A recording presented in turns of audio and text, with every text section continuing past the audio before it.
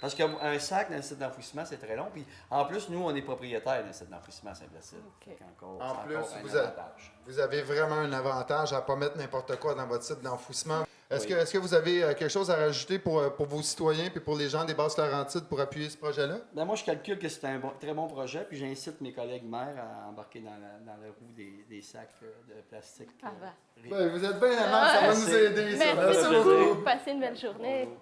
Donc, l'escouade d'intervention à être en cause vient de pogner le maire de Saint-Placide sur le fly dans les constructions de la mairie.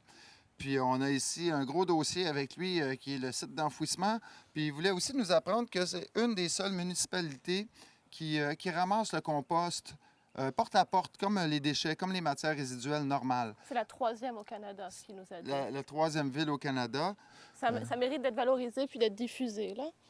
Puis il va probablement de ce pas, cet après-midi, rencontrer le commerçant dont il nous a parlé pour le sensibiliser. Puis il va certainement faire un règlement et nous recontacter sur ça. Moi, je suis bien satisfaite. Sur ça, on s'en va à Oka Oka. maintenant. Nous allons voir le maire Yvan Patry à Oka pour le convaincre d'adopter... Un nouveau règlement pour bannir les sacs de plastique de son territoire. Elle a tout dit. Allons-y!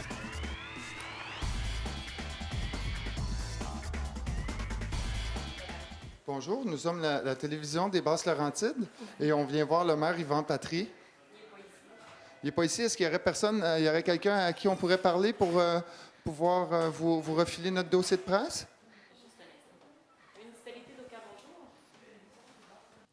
Donc, nous venons de faire une petite visite à la mairie d'Oka. Dis-moi, Virginie, qu'est-ce qui s'est passé?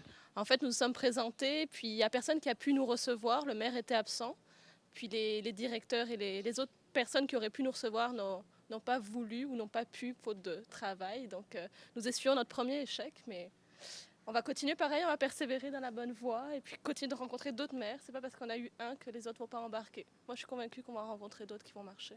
Mais c'est pas vraiment un échec. On a réussi à refiler notre dossier de presse.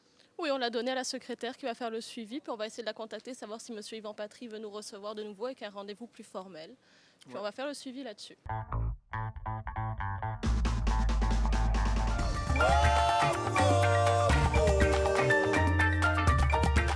Alors, comment est-ce que tu t'es intéressé à la cause des sacs de plastique?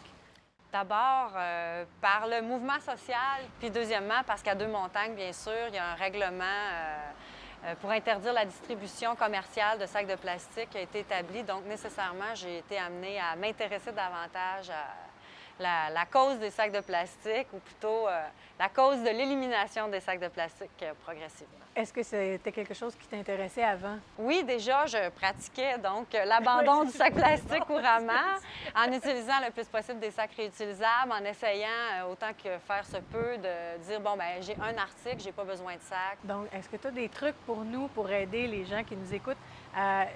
Disons, souvent, ça nous arrive, on est plein de bonne foi, mais on oublie nos sacs, ou en tout cas, des trucs pour justement essayer de diminuer cette consommation-là de sacs de plastique. C'est sûr que le sac à main est toujours... je pense qu'il y a la jante masculine qui l'utilise beaucoup moins, se sent un peu perdante, mais il y a toujours les petits sacs en nylon qu'on attache et qui sont très pratiques dans une poche. N'importe où, on peut les avoir avec soi, c'est très facile. Donc, je pense qu'avec un produit comme ça, c'est difficile après ça de dire, bien, j'ai oublié. On peut avoir l'habitude facilement, développer l'habitude de l'avoir dans ses poches, de l'avoir avec soi. Sinon, bien, quand c'est des petites choses, je repars avec dans mes mains. Donc, sans troquer le sac de plastique pour le sac de papier, qui n'est pas une attitude souhaitable du tout d'un point de vue écologique ou environnemental, parce qu'on sait que les sacs de papier demandent en production une énergie supérieure même que l'utilisation des sacs de plastique, leur destruction, tout ça. Qu'est-ce que tu penses des sacs de plastique réutilisables, donc ceux qui sont rigides? J'en ai aussi...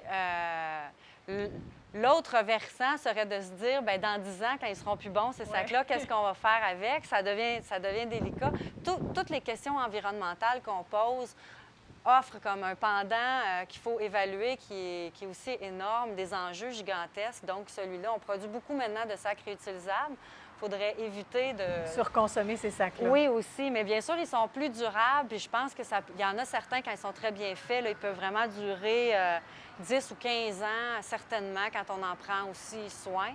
Mais je pense que de prendre l'habitude le plus possible peut-être de changer vraiment nos habitudes, d'acheter moins de choses à la fois, ça va faire qu'on va nécessairement demander moins d'emballage aussi, exiger moins d'emballage. Donc, si on achète un petit peu de choses à la fois, bien, on a moins besoin d'utiliser de sac aussi. Je ne suis pas gênée de repartir avec les choses dans mes mains. Donc, tant pis. C'est ça. Oui, de toute façon, c'est... Papier de toilette, un pain, pas de problème. On part avec dans les mains. Pas besoin de sac. De toute façon, c'est déjà emballé. D'un point de vue environnemental, les sacs de plastique, c'est, je dirais, là où on a fait un bond assez impressionnant. Les gens sont de plus en plus conscients et évitent d'utiliser des sacs de plastique et essaient de ne pas consommer ou surconsommer de l'emballage. Il n'y a pas beaucoup d'années, si on recule en arrière, il y a des marchands qui, si on disait on veut pas de sac, bien, qui disaient non, c'est pas possible, ça prévient le vol, ça prévenait toutes sortes de choses. C'était une formule publicitaire aussi, beaucoup, les sacs de plastique, symbole nord-américain par excellence.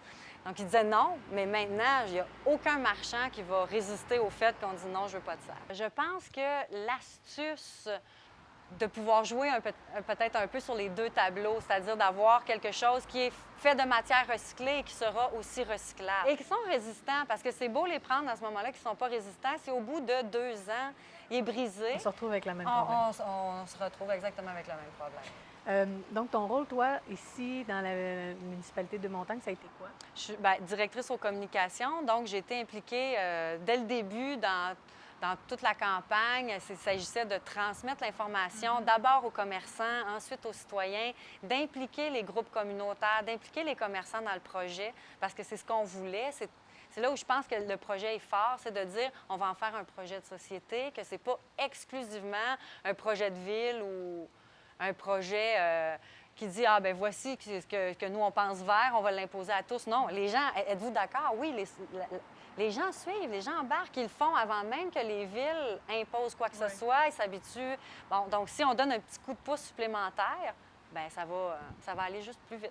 Moi, je pense que le fait de faire une sorte de taxation sur les sacs, je trouve que c'est une très bonne idée. Par contre, personnellement, je pense que 5 sous, ce ne serait pas suffisant. Mais je pense que c'est progressif. Parce qu'au Québec aussi, on parlait de cette éco-taxe, donc on commence à parler beaucoup. Ça, c'est certain que je trouve que c'est une méthode aussi intéressante pour ajouter une progression vers l'élimination puis d'implanter des nouvelles façons de faire, des nouvelles façons de penser, sensibiliser les gens. Ouais.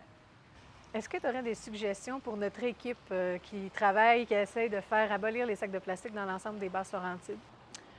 Donc, d'approcher les municipalités en leur présentant le projet comme un projet de société, je pense que c'est plus grand qu'eux, aussi, qui n'est pas juste sanctionnant, qui n'est pas juste une sanction envers les commerçants ou les citoyens, mais quelque chose où c'est un mouvement de groupe, puis de mettre l'accent aussi sur le fait que les gens sont déjà sensibilisés, puisqu'on l'observe, les commerçants l'observent aussi. De plus en plus, les gens apportent leurs sacs réutilisables.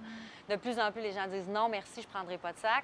Je pense que de miser là-dessus, puis vraiment de mousser cette idée-là, je pense que ça pourrait être une bonne façon d'aller les chercher et de les convaincre. Ouais. Bien, merci beaucoup, Julie. Merci, Corinne. J'ai vu des arbres de plastique dans des déserts inhabités, mélangés à l'organique, sur le rebord des voies ferrées, envahissant tout un village, drapeaux aux 1000 couleurs, la caissière vous noie au passage, prenez-en c'est de bon cœur, de bon cœur.